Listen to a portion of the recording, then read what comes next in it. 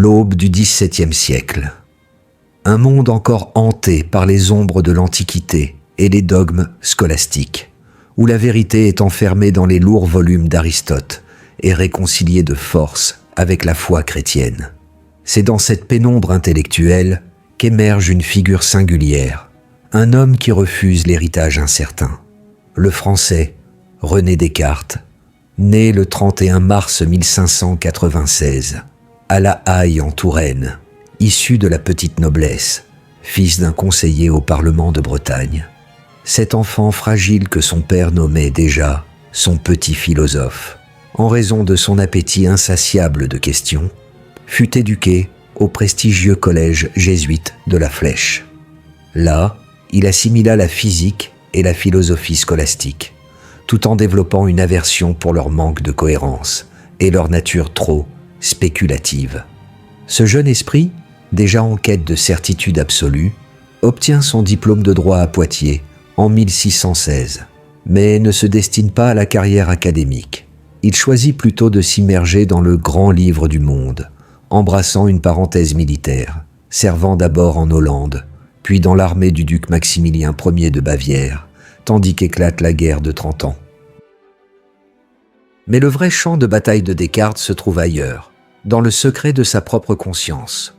En cette année charnière de 1619, alors qu'il prend ses quartiers d'hiver à Neubourg, il s'enferme dans une chambre chauffée, son poêle. La nuit du 10 novembre, rempli d'un enthousiasme violent, il vit 3 songes consécutifs, qu'il s'imagina venir d'en haut, révélant le fondement d'une science admirable.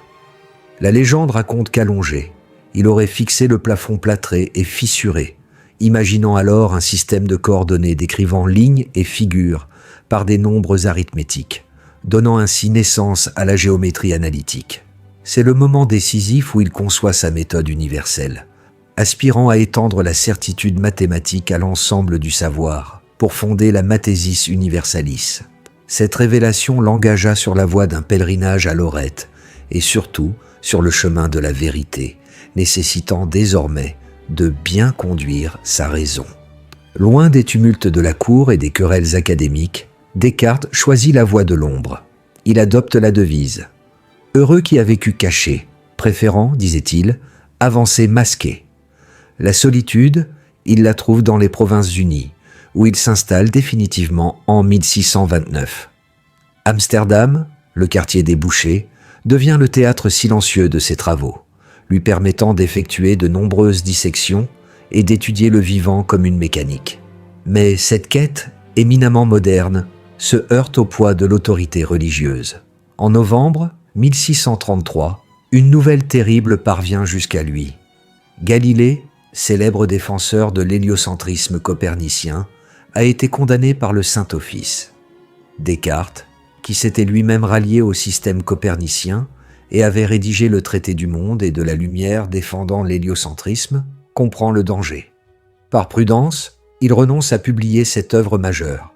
C'est cette menace qui force le génie à un pivot fondamental. Si le monde extérieur est trop périlleux pour y asseoir la vérité, il faut la chercher ailleurs, dans l'unique lieu inaccessible à la censure et au doute, l'esprit lui-même. Il se tourne alors vers la métaphysique. Il publie en français le discours de la méthode 1637, cherchant à toucher un public plus large, y compris que les femmes mêmes puissent entendre quelque chose. Il y expose les 4 préceptes simples mais révolutionnaires de sa méthode: l'évidence, l'analyse, la synthèse ordonnée et le dénombrement. Ce voyage intérieur culmine dans les Méditations métaphysiques, 1641. Pour trouver le fondement inébranlable des sciences, Descartes radicalise le doute jusqu'à l'extrême. C'est le doute hyperbolique. Il met en question les sens, souvent trompeurs, l'expérience du rêve, et va même jusqu'à postuler l'hypothèse terrifiante d'un malin génie qu'il aurait créé pour qu'il se trompe toujours. Au milieu de ce néant universel où rien ne semble plus pouvoir être tenu pour absolument certain, une seule vérité résiste, éclatante. L'acte même de douter implique l'existence de celui qui doute. La célèbre formule jaillit, premier principe de sa philosophie: « Je pense, donc je suis, cogito ergo sum ». le cogito est la naissance de la subjectivité moderne. En se fondant sur cette unique certitude, Descartes établit la distinction radicale entre l'âme, substance pensante, res cogitant, et le corps, substance étendue, res extensa. Il s'oppose ainsi à la tradition aristotélicienne, concevant l'animal comme une simple machine. Pour s'assurer de la validité du monde extérieur, Descartes entreprend ensuite la démonstration de l'existence de Dieu, être infiniment parfait, garant de la vérité et de l'ordre du monde. Pour Descartes, cette nouvelle philosophie s'incarne dans une vision globale du savoir. Il compare la philosophie à un arbre, dont les racines sont la métaphysique, le tronc la physique, et les branches toutes les autres sciences, les principales étant la mécanique, la médecine et la morale. Le but suprême de cette connaissance n'est pas la spéculation stérile, mais l'action, afin de nous rendre comme maîtres et possesseurs de la nature.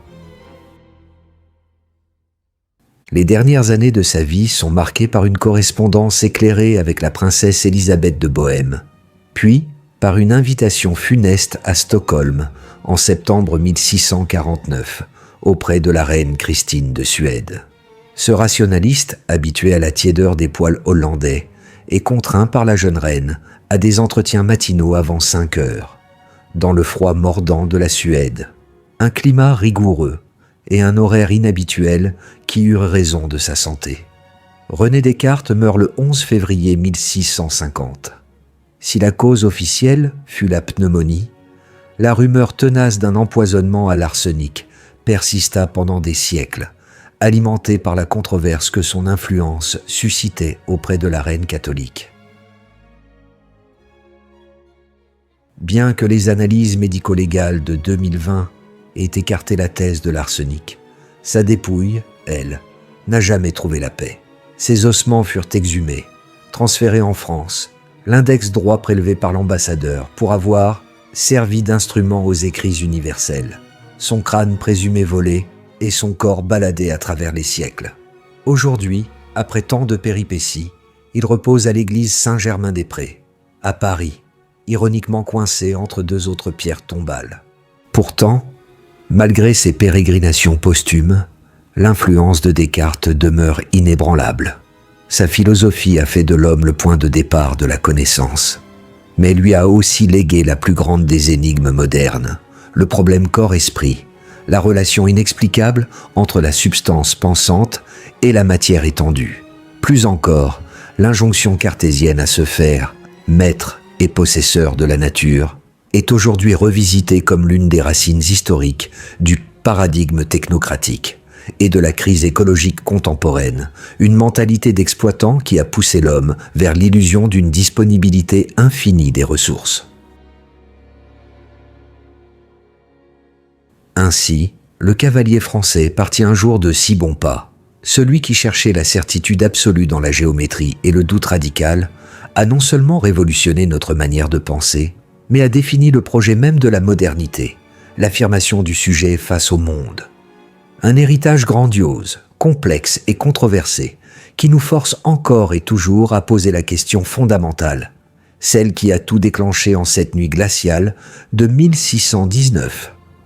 Comment, au milieu de l'incertitude universelle, puis-je savoir que je suis, que j'existe, et que ma pensée est le seul phare dans l'obscurité ?